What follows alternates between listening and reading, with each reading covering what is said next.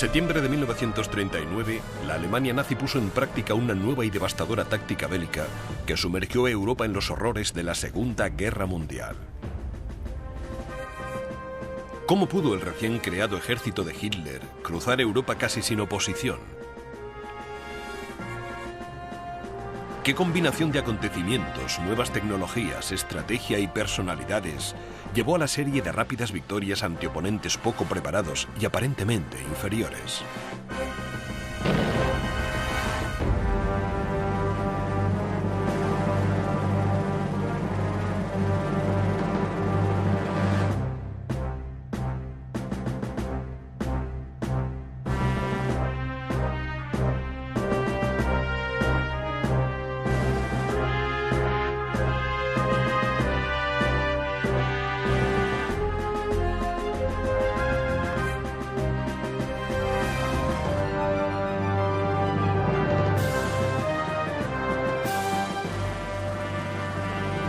Segunda Guerra Mundial. Guerra relámpago. Francia. Cuando Adolf Hitler subió al poder en 1932, se encontró con un país prácticamente en la bancarrota, que había sido despojado de su ejército y había perdido vastas extensiones de territorio fronterizo, como castigo por su papel en la Primera Guerra Mundial. La industria alemana también se había hundido.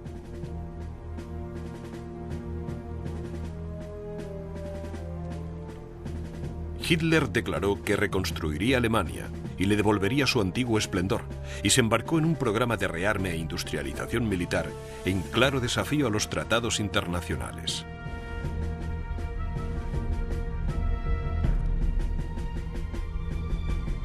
Tras tan solo 5 años, el ejército alemán había pasado de unos escasos 100.000 hombres a más de 4 millones.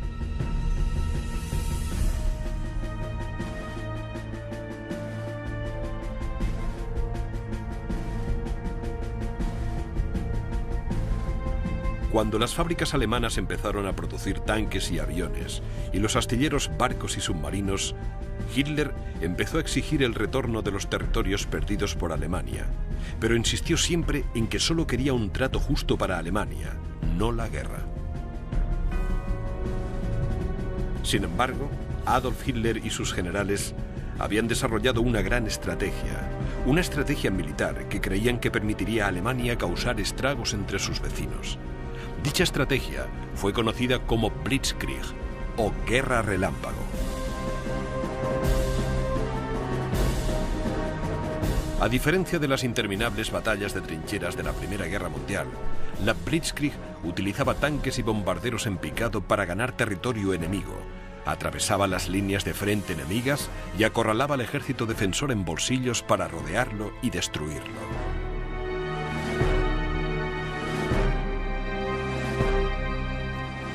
Enjambres de cazas alemanes aseguraban el dominio del aire y realizaban ataques sorpresa sobre los campos de aviación enemigos.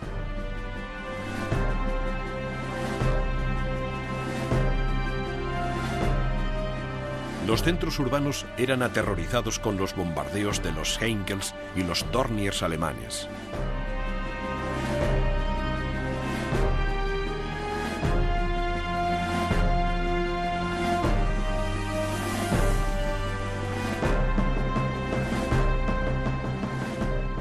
Los tanques alemanes, conocidos como Panzers, con el apoyo de la artillería y los bombarderos en picado, se concentraban en la destrucción de centros de comunicaciones como vías de tren y grandes concentraciones de carreteras. Estos golpes, tan devastadores e inesperados como rápidos y seguidos, fueron ideados específicamente para doblegar al enemigo en cuestión de días.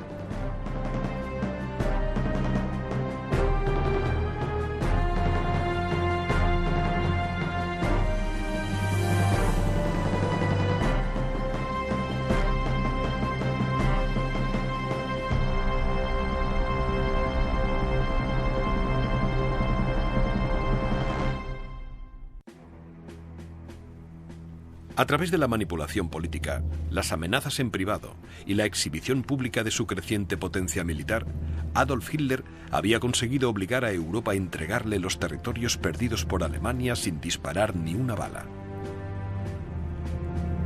De la misma forma, naciones políticamente débiles como Austria y Checoslovaquia fueron incorporadas al Reich alemán. El miedo a repetir los horrores de la Primera Guerra Mundial hicieron que Gran Bretaña, Francia y la Unión Soviética no intervinieran, mientras Hitler moldeaba Europa Central para que se amoldara a su visión personal.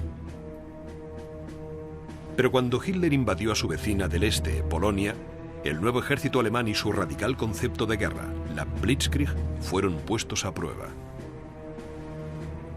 Polonia se defendió con furia, atacando a los tanques alemanes con un equipo y unas tácticas trágicamente obsoletos. Polonia perdió sus unidades aéreas y motorizadas antes de que éstas pudieran organizar una defensa eficaz. En tan solo 28 días, Polonia quedó completamente destrozada. Polonia había pasado a formar parte del imperio nazi. Sus gentes fueron confinadas en campos de trabajo y su industria reorientada para la fabricación de armamento para el creciente ejército de Hitler. A pesar de haber amenazado con tomar represalias si Hitler se inmiscuía en los asuntos de Polonia, Inglaterra y Francia no hicieron nada.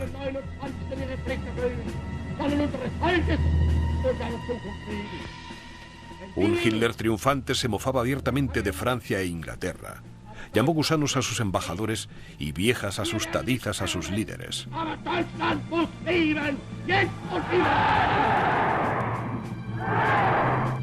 3 días después de la invasión de Polonia, los gobiernos de Gran Bretaña y Francia habían declarado la guerra a Alemania, pero se quedaron al margen viendo cómo Polonia era destruida.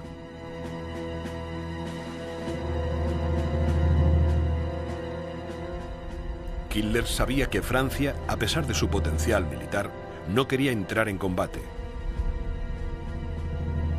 Pero Inglaterra, que tenía la flota más poderosa del mundo, ya era otra cosa. Lo mejor que le podía pasar a Hitler era que cuando los tanques alemanes entraran en Francia, Gran Bretaña hiciera lo mismo que había hecho cuando Alemania ocupó Austria y Checoslovaquia y destruyó Polonia. Absolutamente nada. Pero mientras Adolf Hitler y su alto mando empezaban a planear la invasión de Francia, estaban temporalmente distraídos por los peligrosos acontecimientos que se sucedían en Escandinavia.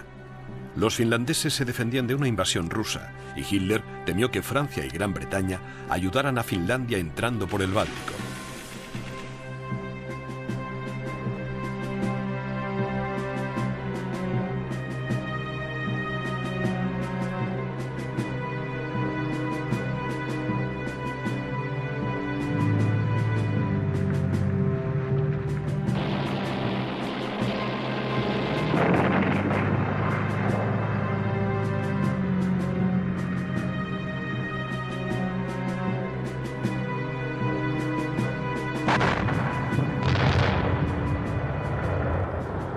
Pobre en recursos naturales, Alemania dependía de Suecia para que le abasteciera 2/3 partes del mineral de hierro que consumía, gran parte del cual era embarcado a través de los puertos noruegos. A finales de 1939, Francia y Gran Bretaña vieron claro que cortar el suministro de materia prima a Alemania sería altamente perjudicial para la maquinaria de guerra de Hitler. La clave para cortar el suministro de mineral de hierro a Alemania era bloquear la entrada al mar Báltico. Si se podían bloquear de forma eficaz los 160 kilómetros de aguas abiertas del estrecho que separaba Noruega de Dinamarca, Alemania quedaría aislada y, con un poco de suerte, la flota naval alemana quedaría atrapada en el Báltico. Cuando los planes británicos llegaron a oídos de Hitler, sabía que tenía que actuar rápidamente o se enfrentaría a un desastre. El Estado Mayor empezó a diseñar una estrategia para responder a los británicos y franceses.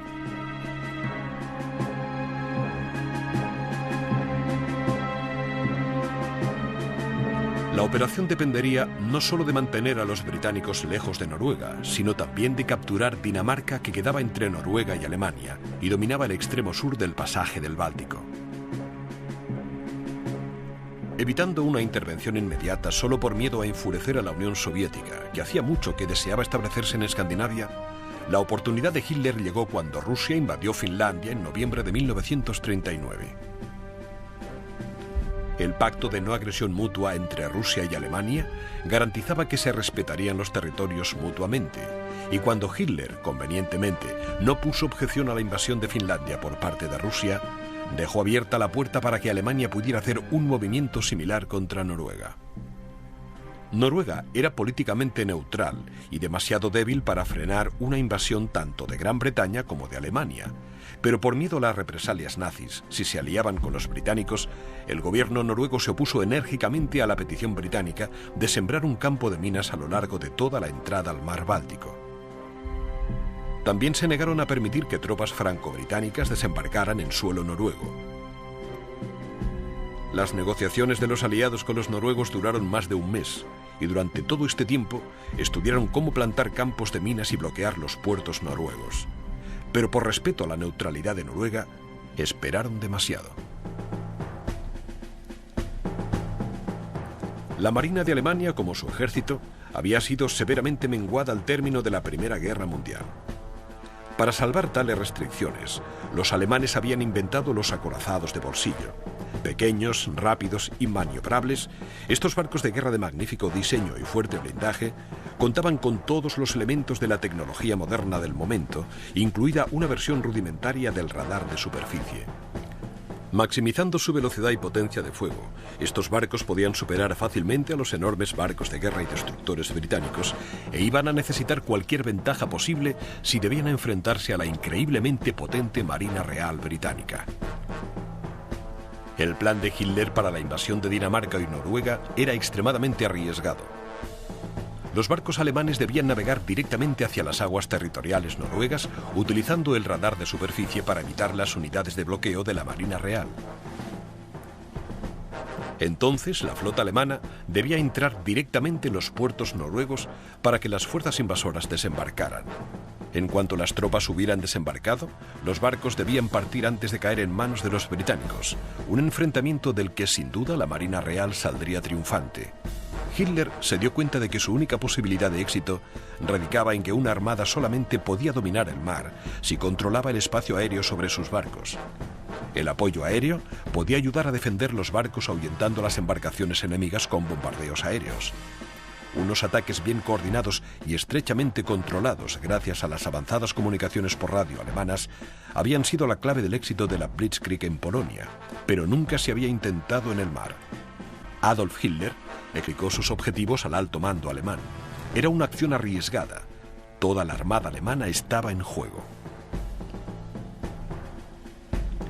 Mientras las fuerzas de tierra, mar y aire alemanas atacaban Dinamarca, la armada alemana atacaría 5 de las principales ciudades portuarias noruegas: Trondheim, Bergen, Kristiansand, Oslo y Narvik, de donde salían los cargamentos de metal de hierro tan vitales para Alemania. Teniendo en cuenta que la costa noruega tenía una longitud de 2.400 kilómetros, era una tarea imponente. La noche del 7 de abril de 1940 había luna nueva. Arropados por la oscuridad absoluta, 2 flotas alemanas, una navegando en dirección a Oslo y la otra hacia los puertos de la costa oeste de Noruega, emprendieron la marcha hacia la accidentada costa noruega. A pesar de la oposición de Noruega, los británicos habían decidido seguir adelante y plantar minas en las aguas territoriales noruegas. La flota alemana, equipada con radares de superficie de los que carecían los británicos, pudo detectar y esquivar fácilmente a la Marina Real. Pero las ventajas que les brindaban la oscuridad y los radares desaparecieron al amanecer.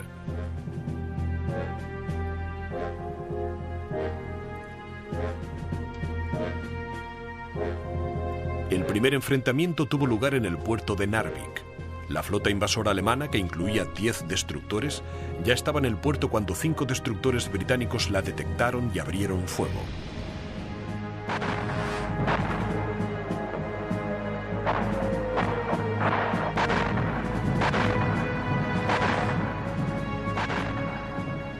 En cuestión de horas, 10 barcos alemanes habían sido hundidos. Sin embargo, las fuerzas invasoras ya habían desembarcado de todos los barcos y ahora Narvik estaba en manos de la Alemania nazi. En el resto del país, los puertos de Trondheim y Bergen cayeron prácticamente sin incidentes. En Kristiansand, Las defensas del puerto podían haber vencido a los alemanes, pero no abrieron fuego porque confundieron la flota que se acercaba por barcos franceses. En Oslo, las baterías portuarias hundieron el crucero pesado Blücher antes de que pudiera desembarcar a las tropas.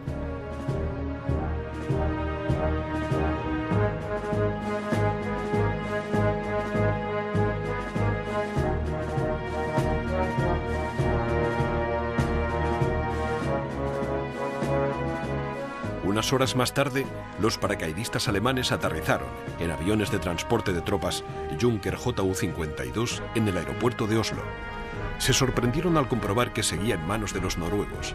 Los paracaidistas esperaban que el aeropuerto y la ciudad ya hubieran sido tomados, y les sorprendió tener que tomar el aeropuerto ellos mismos.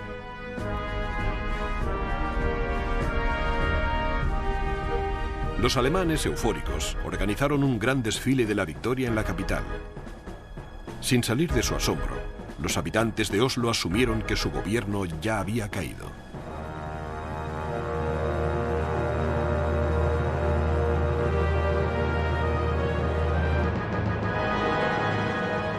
Al anochecer del 9 de abril, solo 40 horas después del inicio de la invasión, las fuerzas alemanas ya controlaban todos los principales puertos de Noruega. A lo largo de los 160 kilómetros de agua que separaban a Noruega del continente europeo, Dinamarca, aislada entre Alemania y el mar, cayó prácticamente sin ningún incidente. Los aliados habían sido claramente superados y lanzaron una contraofensiva precipitada. 57.000 soldados franceses y británicos fueron enviados a ganar terreno al centro de Noruega, mientras la Marina Real se disponía a destruir la potencia naval alemana. Durante las siguientes 3 semanas, con una serie de batallas navales devastadoras, la Marina Real británica infligió cuantiosos daños a la flota alemana.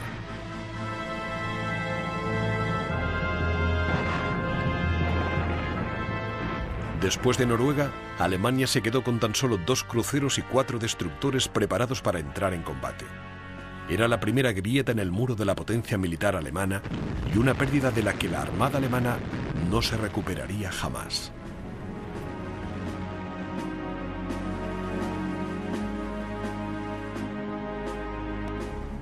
En tierra firme todo era muy distinto. Cuando las tropas aliadas intentaron desembarcar y aprovechar la ventaja que tenían, toparon con una resistencia férrea de la infantería alemana y con enjambres de bombarderos en picado Stuka. Bajando en picado desde 10.000 pies para soltar su carga mortal, los Stuka podían lanzar las bombas con increíble precisión, frustrando así cualquier intento de los aliados de desembarcar una fuerza lo suficientemente grande como para que fuera efectiva. Las tropas aliadas que consiguieron desembarcar fueron liquidadas por la infantería alemana en cuanto intentaron avanzar hacia el interior. El intento de recuperar Trondheim fue un fracaso absoluto. Con una fuerza compuesta por 13.000 hombres que debían enfrentarse a tan solo 2.000 alemanes, los aliados fueron incapaces de desembarcar los suficientes tanques y cañones antiaéreos para poder seguir adelante con la ofensiva. Mientras tanto, las fuerzas alemanas eran cada vez más numerosas y recibían nuevos equipos y municiones por aire y por mar desde la ocupada Dinamarca.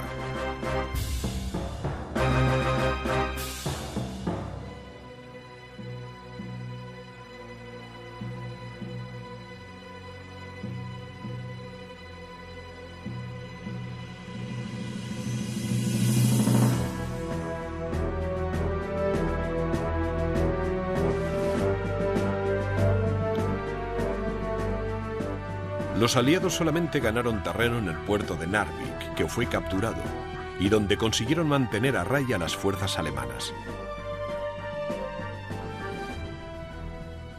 Pero cuando se dieron cuenta de que era inútil mantener una sola ciudad cuando el resto del país estaba ocupado por fuerzas alemanas, los aliados destruyeron sistemáticamente las instalaciones portuarias y abandonaron Narvik en manos de los alemanes.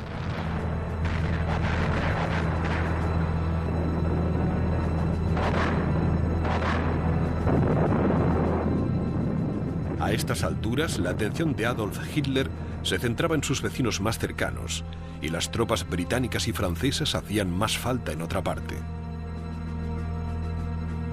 Puede que los alemanes no estuvieran a la altura de la Marina Real británica, pero en general las tropas de tierra alemanas estaban mejor entrenadas y equipadas que las británicas y las francesas, y la estrecha coordinación entre las fuerzas aéreas alemanas, la Luftwaffe y la Armada alemana estaba reescribiendo las reglas de la guerra.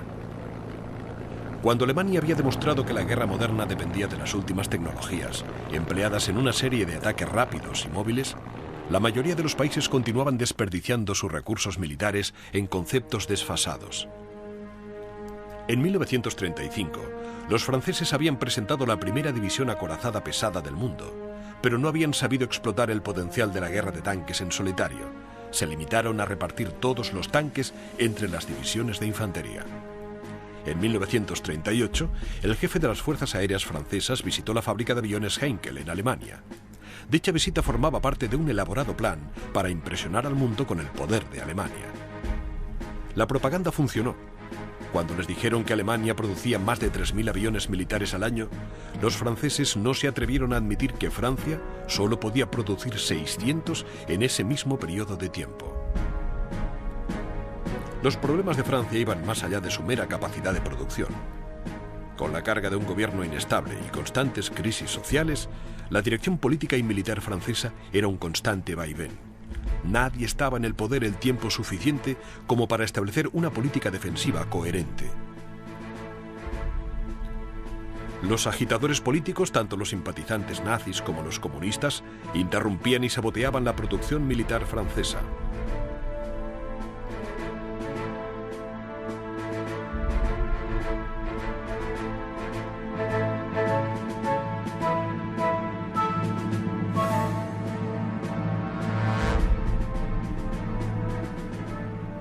En 1940, el 80% de los tanques franceses aún no tenían radio. Para colmo de males, muchos de los soldados franceses eran reservistas. Otros eran veteranos de la Primera Guerra Mundial, hombres de mediana edad muy desentrenados. Los excesos con la bebida eran tan comunes entre los reservistas franceses que en las estaciones de ferrocarril había unas áreas especialmente habilitadas para que los reservistas llamados a filas se despejaran. A pesar del evidente buen hacer de las nuevas y rápidas tácticas ofensivas alemanas, los estrategas militares franceses se aferraban tercamente a la aproximación tradicional de la defensa estática que también les había ido en la Primera Guerra Mundial.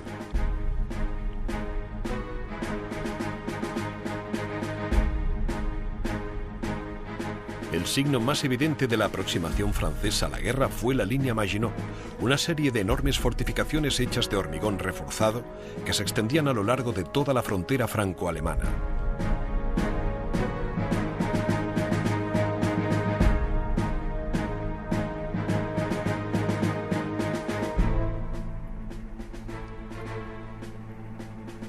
A lo largo de la línea había varios fuertes interconectados a través de un tren subterráneo. Enormes depósitos de abastecimiento contenían combustible y munición. En cada fuerte había hasta 1000 hombres y tenían su propio cine y zona de ocio.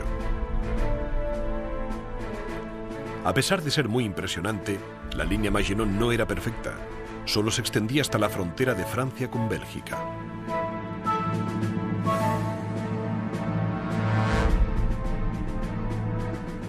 Aunque en la Primera Guerra Mundial los alemanes habían atacado a través del plano terreno de Holanda y Bélgica, los franceses creían que su ejército, con ayuda británica, podía repeler cualquier ataque que viniera a través de la frontera belga. Sin embargo, la línea Maginot se convertiría en un ejemplo perfecto de futilidad.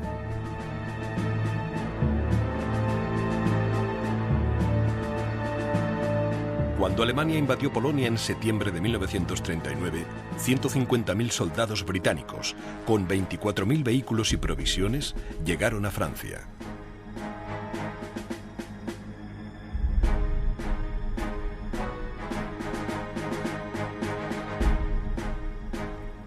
Gran Bretaña y Francia creían que Hitler no estaría tan loco como para atacar la línea Maginot, sino que avanzaría más por el norte, probablemente a través de Bélgica. A pesar de la preocupación de los británicos, los franceses estaban seguros de que los alemanes no intentarían atravesar el denso bosque de las Ardenas, que se encontraba entre el extremo norte de la línea Maginot y Bélgica. Los británicos instaron a todas las naciones de Europa Occidental para que se prepararan contra una inminente ofensiva alemana, pero los franceses no vieron razón alguna para poner a su ejército en alerta máxima hasta que los alemanes empezaran a avanzar. Bélgica, que era neutral, se negó tercamente a participar en ningún tipo de planificación o maniobras internacionales. Ahora le tocaba mover a Alemania. Para recibir el tan esperado ataque alemán, todas las reservas francesas, el séptimo ejército, se desplegaron por el flanco izquierdo para encontrarse con las fuerzas holandesas. Con un solo movimiento, las reservas aliadas habían sido retiradas de la inminente batalla. Cuando el alto mando alemán planeaba la invasión de Francia y los Países Bajos, algunos de sus miembros plantearon que un ataque a través de Bélgica era tan predecible que sin duda encontrarían una enorme concentración de tropas aliadas. Para ellos, la elección más obvia era un avance a través de las boscosas colinas de las Ardenas, precisamente porque era el último lugar en el que les esperarían. El nombre en código del plan alemán era Corte de Hoz. El grupo B del ejército debía entrar en Bélgica, arrastrando a los aliados hacia la frontera alemana y atacándoles con tal violencia que no pudieran escapar. Mientras tanto, el grupo A avanzaría a través de las Ardenas y se posicionaría detrás de los aliados, y entonces les presionaría contra el avance hacia el sur del grupo B, una maniobra en pinza casi idéntica a la que había sido utilizada para destruir las defensas polacas. Mientras los aliados sucumbían entre las dos fuerzas principales alemanas, el grupo C iniciaba un ataque a la línea Maginot. Como en todos los ataques de la Blitzkrieg, la coordinación y la sorpresa eran los elementos clave. Durante la primera semana de mayo de 1940, turistas alemanes empezaron a acampar cerca de los principales cruces de carretera y puentes de todo el pequeño Principado de Luxemburgo y cerca de la frontera belga. Sorprendentemente, no se interrogó a ninguno de estos campistas, a pesar de que la inteligencia militar informó de su presencia al gobierno francés. Poco después del amanecer del 10 de mayo, las tropas holandesas que vigilaban un puente cerca de la frontera alemana detectaron lo que parecía ser un batallón de soldados holandeses escoltando a un grupo de desertores alemanes. En cuanto las tropas se acercaron al puente, abrieron fuego contra los guardas holandeses y tomaron el puente. Justo detrás de ellos venía una división Panzer. Había comenzado la invasión de los Países Bajos.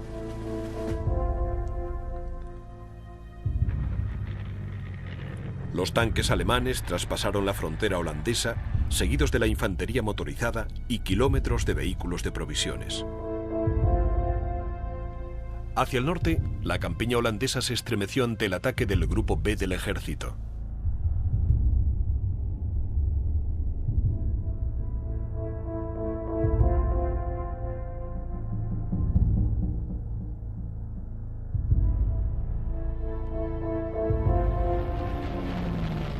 Escuadrones de cazas Messerschmitt y Stukas alemanes atacaron los campos de aviación.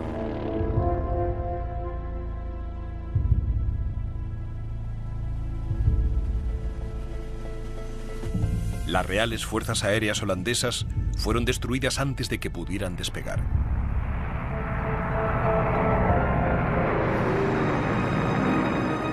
Después de los primeros ataques llegaron hordas de tropas por vía aérea. Más de 4.000 paracaidistas bajaron de los cielos. Una vez en tierra, plantaban minas, arrasaban las terminales de ferrocarriles y sembraban el miedo, el pánico y el caos entre los holandeses y su precario ejército.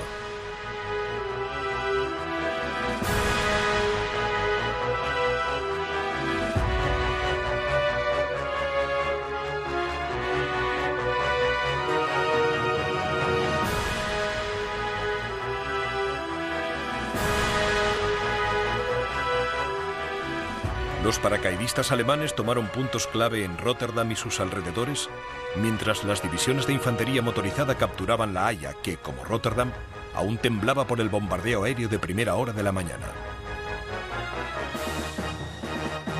Al darse cuenta de que no tenían ninguna posibilidad de detener el avance de los alemanes, los holandeses iniciaron una retirada organizada, destruyendo muchos de sus propios puentes y diques para obstaculizar la progresión de los invasores nazis, y con la esperanza de ganar tiempo para que franceses y británicos pudieran avanzar a través de Bélgica. Sin embargo, a la mañana siguiente, el 12 de mayo, Holanda estaba desesperada.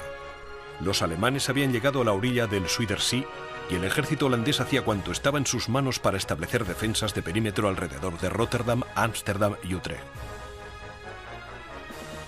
Las fuerzas aéreas británicas habían intentado destruir puentes clave y aliviar la presión sobre los holandeses, pero la Luftwaffe siempre las ahuyentaba y a veces les infligía grandes pérdidas.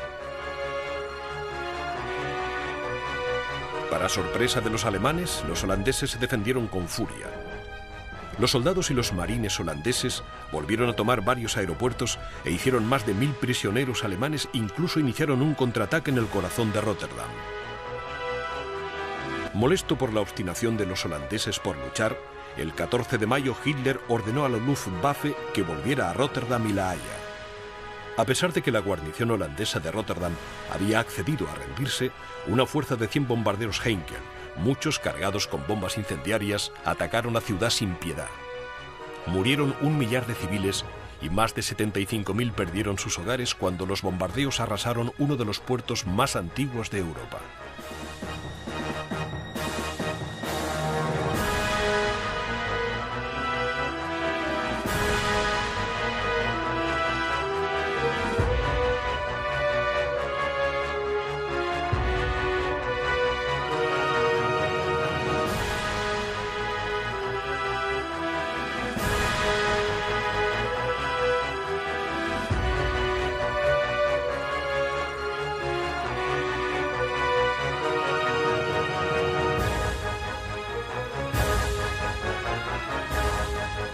En pocas horas, los tanques alemanes tenían el camino libre para asegurar las ruinas de Rotterdam.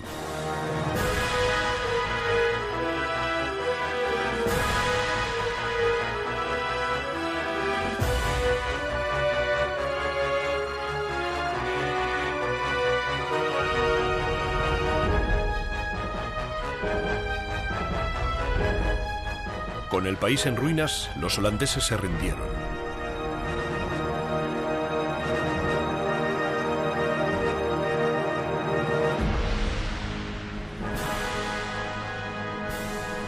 En el sur, la defensa de Bélgica dependía de una línea de potentes fuertes.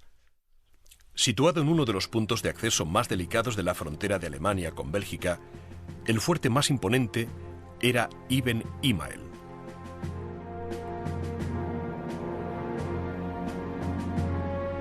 Rodeado de cañones de largo alcance, tenía fama de ser inexpugnable.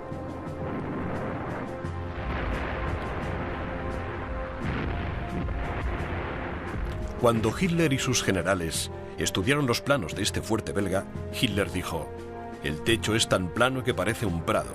Los planeadores pueden aterrizar en él». Cuando las primeras tropas alemanas cayeron sobre Holanda la mañana del 10 de mayo, en Bélgica, aviones de transporte Junker soltaban 42 planeadores, cada uno con 10 hombres. 31 de los planeadores descendieron en silencio para tomar puentes y pasos fronterizos, mientras los 11 restantes se posaban suavemente en lo alto del puente Ibn Imael. Al cabo de 10 minutos, 9 de los cañones del fuerte habían sido destruidos. A la mañana siguiente, el fuerte se rindió.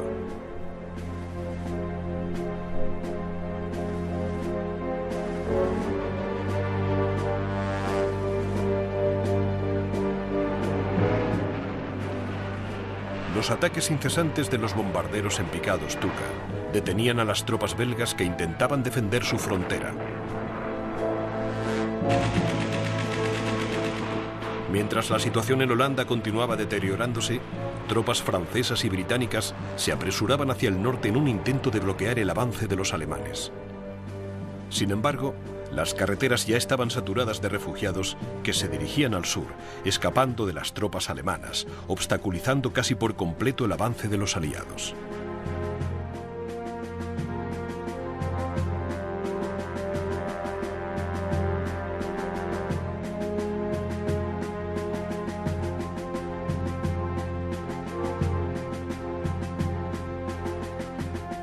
Cuando por fin la columna de relevo penetró en territorio belga, los belgas, por temor a las represalias de los alemanes, detuvieron a los británicos por cruzar ilegalmente su frontera. Mientras volaban desesperadamente sus propios puentes, cruces de carreteras y líneas de ferrocarril para retardar el avance alemán, los belgas finalmente sucumbieron a la presión y accedieron a aceptar la ayuda que les brindaban británicos y franceses. Por desgracia, el mal ya estaba hecho. Con las prisas por avanzar hacia el norte, los aliados abandonaron las líneas defensivas del bosque de las Ardenas, justo como los alemanes esperaban que hicieran.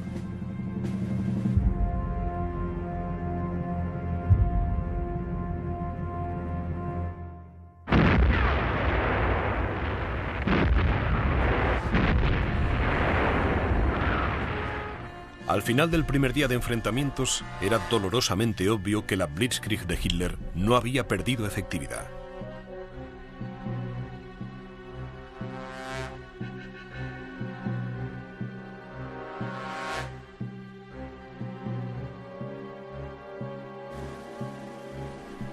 Las filas holandesas y belgas eran un caos cuando británicos y franceses se esforzaban por llegar a la línea de frente.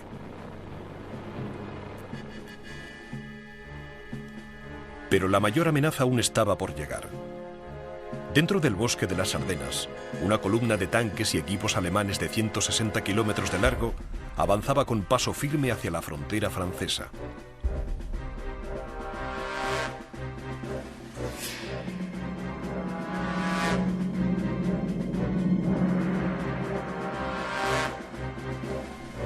El dominio del aire era crucial para el éxito continuado de la Blitzkrieg alemana.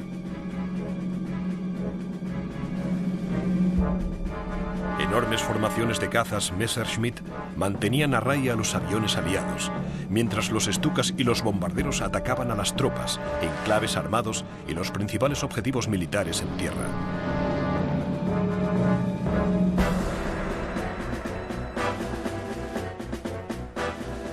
De los 38 bombarderos que los aliados enviaron contra los alemanes el primer día de enfrentamientos, 18 fueron derribados y el resto dañados.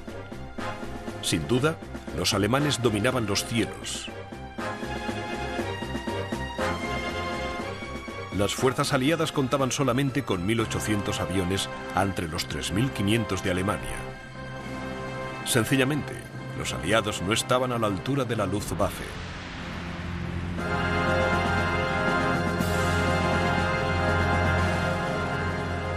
Aunque los aliados aún confiaban en poder restablecer una línea de defensa a la altura del río Mosa, no sabían que el mayor ejército motorizado del mundo estaba cruzando las Ardenas. El Grupo A del ejército alemán estaba formado por 7 divisiones Panzer, que contaban con 2.270 tanques, cañones autopropulsados y vehículos blindados, y estaban a punto de atravesar el extremo norte de la línea Maginot. Para evitar que los aviones aliados descubrieran esta lenta y enorme columna, los Messerschmitt ocupaban constantemente los cielos por encima del Grupo A. Pero los aliados no aparecieron.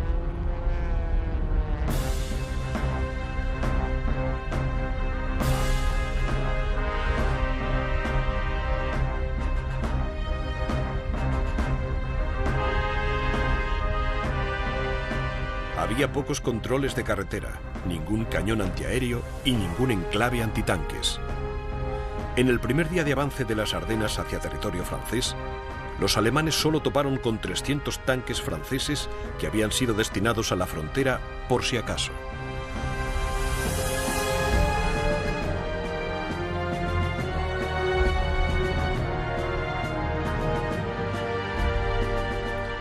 Seis de las 7 divisiones Panzer no informaron de ningún movimiento en todo el día. Dispersándose por toda la campiña francesa a medida que iban avanzando, los tanques alemanes se estaban volviendo vulnerables ante un contraataque efectivo, pero no hubo ninguno.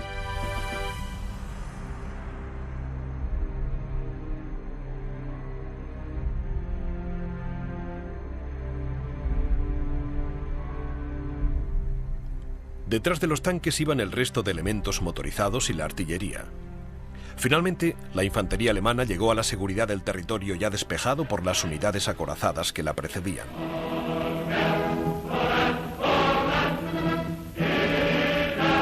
Las unidades motorizadas y la infantería avanzaban en 2 o 3 columnas paralelas. Teniendo otras columnas cerca, las unidades se podían ayudar mutuamente cuando fuera necesario. El 12 de mayo, las unidades Panzer habían llegado a Almosa a lo largo de un frente de 130 kilómetros desde Dinant hasta Sedan. Habían avanzado 120 kilómetros en 3 días. Entonces, el comandante en jefe Heinz Guderian recibió la orden del alto mando de detener el avance y esperar a que llegaran refuerzos. Como creador de las fuerzas Panzer, Guderian enfureció por tener que esperar. Para él, los retrasos de cualquier tipo eran totalmente contrarios al concepto de Blitzkrieg. Mientras tanto, los bombarderos en picado Stuka, utilizados como artillería aérea, arremetían contra posiciones de infantería y baterías de artillería, enclaves armados franceses. La moral de los franceses empezó a flaquear ante un ataque incesante contra el que parecía que no había defensa posible. Al acabar el día, Sedan, a 16 kilómetros de la frontera francesa, era un montón de ruinas. El ataque fue tan intenso que las tropas de la línea de frente no consiguieron retirarse y las unidades de reserva fueron incapaces de avanzar para ayudar a la abrumada defensa. El mando francés estaba paralizado. Con la caída de Monthermé, las defensas francesas quedaron completamente divididas. Los alemanes abrieron una brecha de 80 kilómetros en el frente y la resistencia francesa empezó a desmoronarse a medida que los imparables panzers avanzaban hacia la costa francesa. Cuando los alemanes encontraban oposición francesa, solía ser débil y desorganizada.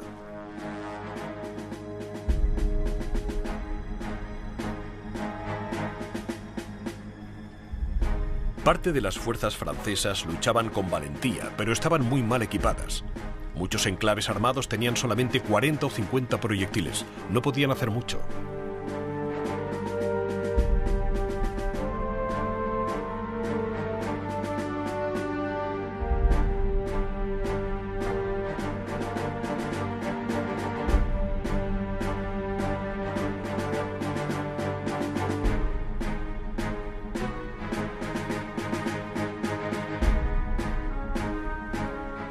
Otras facciones del ejército francés no salieron tan bien paradas, especialmente reservistas de mediana edad, poco preparados, que a veces rompían filas en cuanto aparecían los alemanes. Pero el mayor fallo de la defensa francesa fue la falta casi absoluta de coordinación y el casi inexistente sistema de comunicaciones, exactamente lo mismo que hizo que la Blitzkrieg funcionara con una precisión tan devastadora. Después de 3 días de desastrosas derrotas, la estructura de mando francesa empezó a desmoronarse. Los oficiales abandonaban a sus hombres en el campo de batalla o insistían en que habían recibido órdenes de retirarse. Las tropas en retirada advertían a las unidades de reserva que se dirigían hacia el frente. Los alemanes están allí, no vayáis. Los refugiados llenaban todas las carreteras. Al atardecer del 13 de mayo había más de 2,5 millones, una masa perdida y sin rumbo que colapsaba las carreteras e imposibilitaba cualquier tipo de movimiento de tropas. Más allá de este desfile de los desposeídos y sin hogar, había 2 ejércitos, los franceses, normalmente en retirada, y los alemanes, que seguían avanzando. Cuando se encontraron, los franceses, mudos ante la velocidad con que se hundía su país, sencillamente depusieron las armas y se dirigieron lentamente hacia el este, hacia los campos de prisioneros de guerra nazis.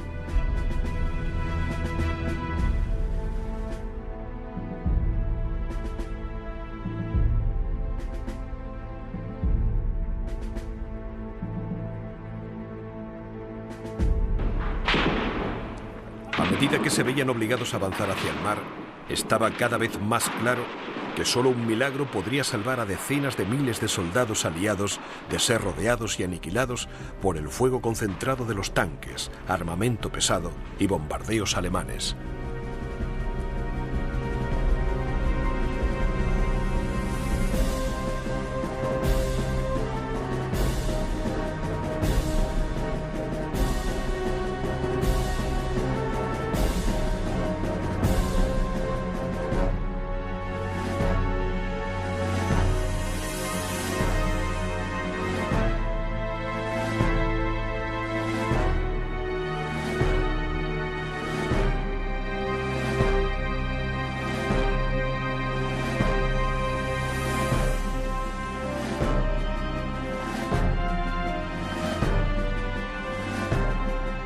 El 22 de mayo los aliados establecieron un círculo de defensa alrededor del puerto francés de Dunkerque, en un esfuerzo desesperado para detener el avance de los alemanes el tiempo suficiente para que pudiera lanzarse una misión de rescate. En Londres, el almirantazgo británico reunió con dificultad una flotilla de barcos para evacuar a las tropas acorraladas en la playa. Pero la salvación les llegó de una fuente mucho más inesperada.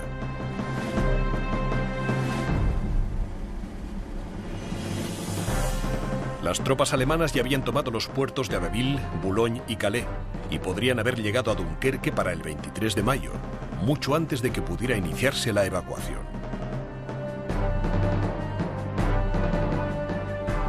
Sin embargo, por primera vez, Adolf Hitler dudó. Le preocupaba que sus tanques pudieran quedar atrapados en las marismas de los alrededores de Dunkerque.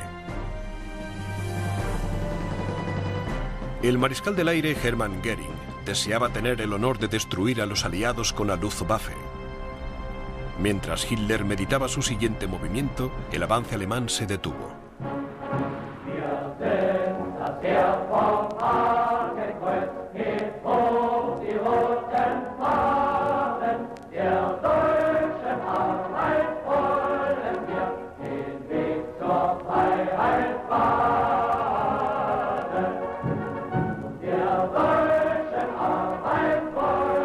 Tres días después, Hitler finalmente permitió que los tanques atacaran a las tropas atrapadas.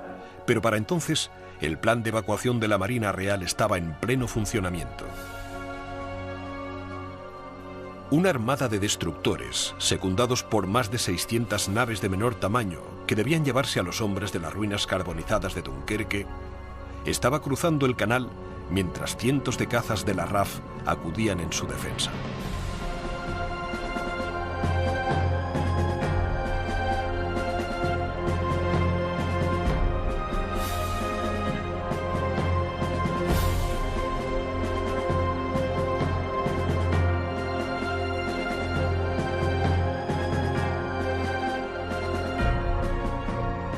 Cuando los alemanes se acercaron lentamente al perímetro de defensa de Dunkerque, Panzers y Stukas invadieron las playas de forma implacable, mientras Messerschmitt ME-109 barrían las playas con fuego de ametralladoras y cañones. Durante casi una semana, los aliados defendieron heroicamente su pedacito de territorio, permitiendo así que más de 350.000 de sus camaradas franceses, británicos y belgas escaparan por el canal hasta Inglaterra.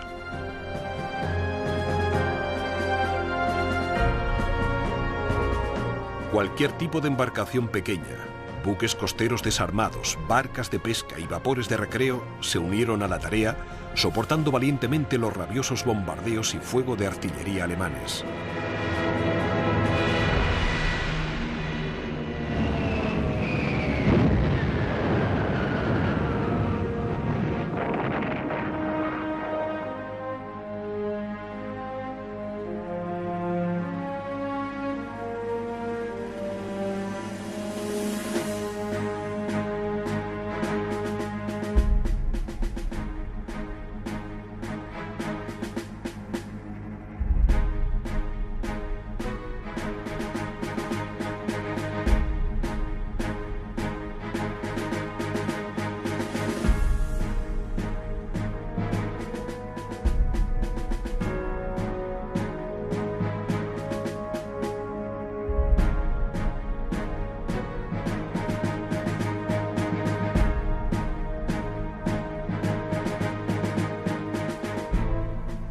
El 3 de junio los alemanes llegaron a Dunkerque.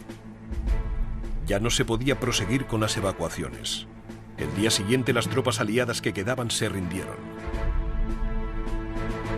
La evacuación les había costado a los británicos 6 destructores, 24 barcos de guerra pequeños, 99 aviones y casi una cuarta parte de los 665 ferries que participaron.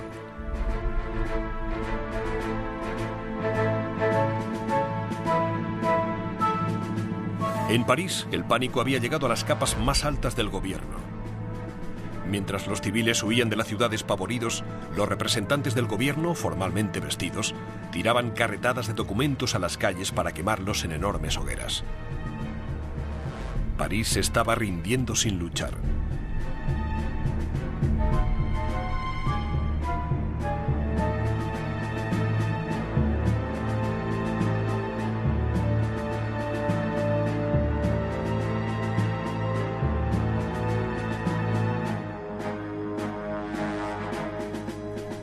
Las tropas alemanas ocuparon la capital de otro país y su líder estaba exultante. La toma de París era uno de los objetivos principales de Adolf Hitler y él y su alto mando estaban tremendamente orgullosos de su conquista.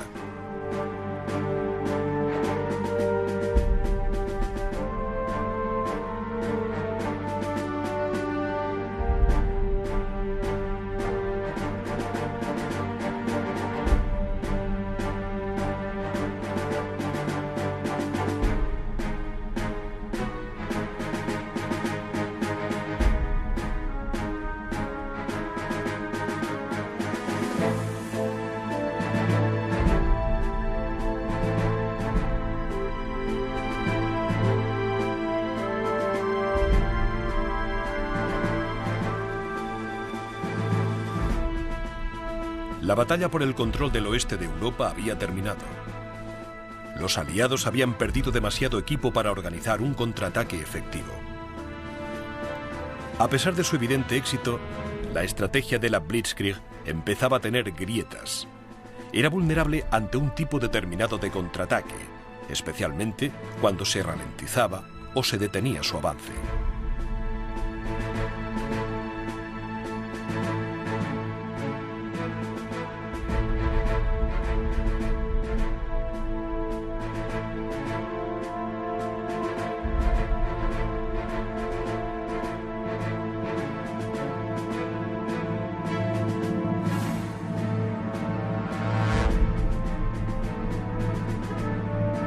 Dunkerque fue una pérdida estratégica que podría haberse evitado si Hitler no hubiera vacilado. Pero Adolf Hitler aún debía cometer sus errores más importantes.